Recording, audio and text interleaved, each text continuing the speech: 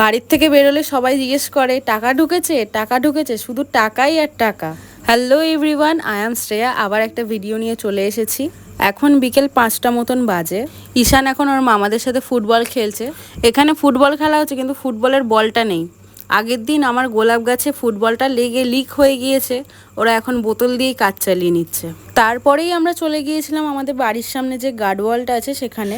ঈশান এখন ওর মামাদেরকে দেখেছে স্লিপ চড়তে, তাই ও চেষ্টা করছে স্লিপ চড়ার। এর মধ্যেই চলে এসছে ওর মেজমামা। মেজমামা এসে বলছে, ওই গাড়ি চড়বি, গাড়ি চড়বি। ও এখন স্লিপ চড়া ফেলে দৌড়চ্ছে।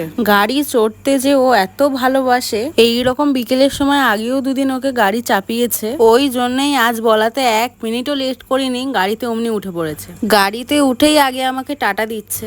ওরাও একটু গাড়ি করে ঘুরে আসুক আর আমরাও একটু পায়ে হেঁটে আসি। সবার টাকা ঢুকে গেল, কিন্তু আমার ছোট মার টাকা ঢুকেনি। আমি বলছি আমার দিকে তাকাও, তোমার একটা ছবি তুলে নিই। আজকের দিনটা বেশ ভালোই কাটালাম। তো ভিডিওটা ভালো লাগলে অবশ্যই লাইক কমেন্ট করে দিও। নেক্সট ভিডিওতে দেখা হচ্ছে। টাটা সবাইকে।